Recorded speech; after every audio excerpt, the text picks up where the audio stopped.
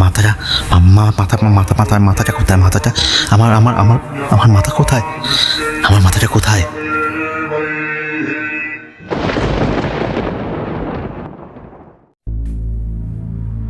এই ঘটনাটা শোনার পর আজ রাতে একা ঘুমাতে গেলে দরজা বন্ধ করার আগে একবার ভাববে, ভেতরে তুমি একাই আছো তো? কারণ আজ আমি যে ঘটনাটা বলতে চলেছি সেটা কোনো ভূতের গল্প নয়, এটা মাসানের গল্প, যাকে ভুল করে ডেকেছিল একজন, আর তারপর পুরো একটা এলাকা পরিণত হয়েছিল জীবন্ত শ্মশানে। ঠিক যেভাবে লিখে পাঠিয়েছে আমি ঠিক সেভাবে পড়ে শোনাচ্ছি। নমস্কার চিত্তা, কেমন আছেন? আমি অয়ন। সত্যই বাংলা অনার্স নিয়ে 3rd ইয়ার কমপ্লিট করলাম। আমার ছোটবেলা থেকেই লোক সংস্কৃতি আর গ্রাম বাংলার প্রাচীন অলৌকিক রহস্য নিয়ে খুব আগ্রহ। ছোটবেলা থেকে আপনার স্ক্যারি এফএমের আমি অন্ধভক্ত। আপনার ভয়েসের যে গভীরতা, তাই রহস্যময় গল্পগুলোকে এক অন্য মাত্রা দেয়। যেটা আজ আপনাকে যে ঘটনাটা লিখে পাঠাচ্ছি তা আমার নিজের ডায়েরি থেকে নেওয়া এক বীভৎস সত্য। যদি আপনি এই ঘটনাটা শোনান তবে কথা দিচ্ছি আমার ঝোলায় এমন আরও অনেক হাড় হিম করা সত্যি আছে, যা আমি শুধু আপনার সাথেই শেয়ার করব। এই কাহিনী শুরু হয়েছিল সুন্দরবনের এক গহীন জঙ্গল ঘেঁষা শ্মশান থেকে, কিন্তু এর আগুন ছড়িয়ে পড়েছিল খাস কলকাতার বুকেও। ঘটনাটা শুরু হয় আজ থেকে বছর 2 আগে। সুন্দরবনের এক প্রত্যন্ত গ্রাম থেকে জৈনিক এক তান্ত্রিকের নির্দেশে কুমারটলির এক প্রবীণ প্রতিমা শিল্পী পঞ্চানন কাকা এই মূর্তি তৈরির বরাত পান। মূর্তিটি ছিল মাসান ঠাকুরের। পঞ্চানন কাকা দীর্ঘ 50 বছরের অভিজ্ঞতায় বহু উগ্র দেবতার মূর্তি করেছেন, কিন্তু এই মূর্তির বর্ণনা শুনে তার হাত কেঁপেছিল। তান্ত্রিক বলেছিলেন, মূর্তির মাথা হবে না, চোখ হবে দু বুকের মাঝখানে, আর মুখটা হবে পেটের নাভির জায়গায়। মূর্তি করা শেষ হওয়ার রাতেই পঞ্চানন কাকা মারা যান। অদ্ভুত ব্যাপার চিত্তা, তার মৃতদেহের মুখটা কেউ যেন অদৃশ্য হাত দিয়ে খুবলে নিয়েছিল।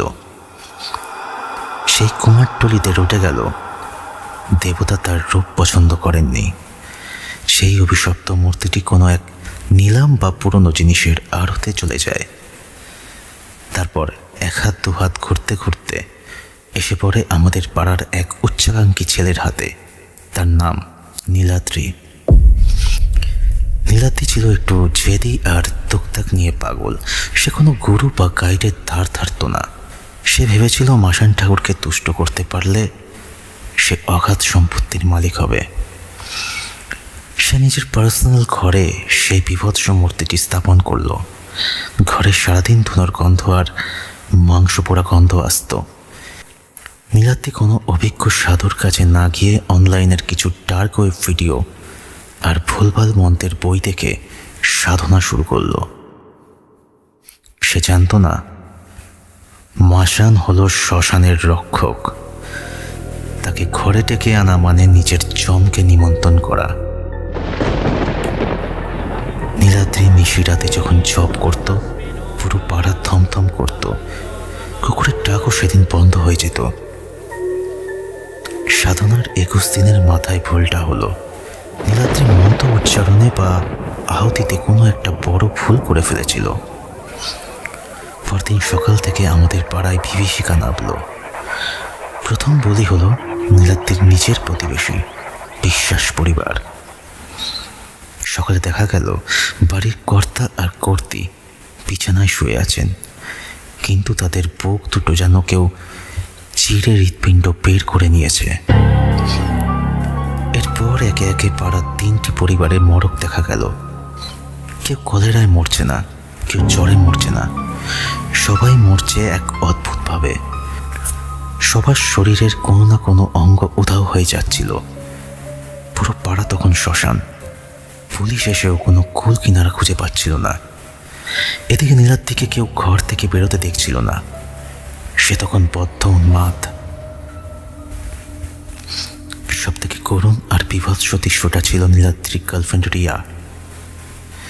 রিয়া একদিন বিকেলে নীলাদ্রির বাড়ির পাশ দিয়ে যাচ্ছিল। প্রত্যক্ষদর্শীরা বলেছিল, হঠাৎ রিয়াকে দেখে এমন মনে হলো কেউ যেন ওকে অদৃশ্য হাত দিয়ে টেনে রাস্তার মাঝখানে লরির তলায় ফেলে দিল। লরির চাকাটা রিয়ার শরীরের ওপর দিয়ে এমনভাবে গেল যে রিয়ার মাথাটা পিষে একদম চ্যাপ্টা হয়ে গিয়েছিল, ঠিক যেমন ওই নীলাদ্রির মাসান ঠাকুরের মূর্তি, যার কোনো মাথা নেই। নীলাদ্রি জানলা দিয়ে সেই দৃশ্য দেখেছিল। সে চিৎকার করে এমন এক হাসি দিয়েছিল যে পাড়ার লোক ভয়ে বাড়িতে ঢুকে গিয়েছিল। আমাদের পাড়াতে এক লোক ছিলেন, নাম তার হরেন কাকা। তিনি একটু আধ্যাত্মিক চর্চা করতেন। যখন লাশের সংখ্যা বাড়তে লাগলো, তিনি সাহস করে নীলাদ্রির বাড়িতে ঢুকলেন। ঘরের ভেতর ঢুকে তিনি যে দৃশ্য দেখলেন তা দেখার জন্য তিনি প্রস্তুত ছিলেন না। নীলাদ্রি নিজের রক্ত দিয়ে মেঝের ওপর এক চক্র এঁকেছে, আর মাসান ঠাকুরের সেই মূর্তিটা যেন জীবন্ত হয়ে উঠেছে। মূর্তির পেটের মুখ দিয়ে টপ টপ করে রক্ত ঝরছে। নীলাদ্রি পাশে পাগলের মতো বসে হাসছে আর নিজের গায়ের চামড়া ছিঁড়ে নিচ্ছে। হরেন কাকা বুঝতে পারলেন দেরি হয়ে গেছে। তিনি তৎক্ষণাৎ দক্ষিণেশ্বর এলাকার এক বড় তান্ত্রিক সাধুকে ডেকে আনলেন। সেই সাধু বাবা নীলাদ্রির ঘরে ঢুকে হুঙ্কার দিয়ে উঠলেন। তিনি বললেন, এই এই দেবতা, এই দেবতা শ্মশানের, ঘরের নয়। ও ভুল করে মাসানের উগ্ররূপকে জাগিয়ে ফেলেছে। সাধু বাবা অনেক ধুকধাক আর মারণ মন্ত্র পড়ে সেই মূর্তিটাকে একটি কালো কাপড়ে বাঁধলেন। তারপর সেটাকে নিয়ে যাওয়া হলো এক নির্জন মহাশ্মশানে। সেখানে নির্দিষ্ট বলি এবং বিশেষ বিধান দিয়ে মাসান ঠাকুরকে শ্মশানের সীমানায় স্থাপিত করা হলো। কারণ মাসান হলো শ্মশানের রক্ষক, সেখানে সে শান্ত। পাশ্চাত্য শিক্ষায় শিক্ষিত আমি নিজেও অবাক হয়ে চিন্তা, কিন্তু আজ নীলাদ্রি আর সেই নীলাদ্রি নেই। সে এখন শহরের এক বড় পাগলা গারদে বন্দী। সে কাউকে দেখে চিনতে পারে না। সারাদিন শুধু হাত দিয়ে নিজের পেটের কাছে কি যেন খুঁজে বেড়ায় আর বিড়বিড় করে বলে, মাথাটা মাথাটা কোথায়? মাথাটা আমার আমার আমার আমার মাথা কোথায়? আমার মাথাটা কোথায়?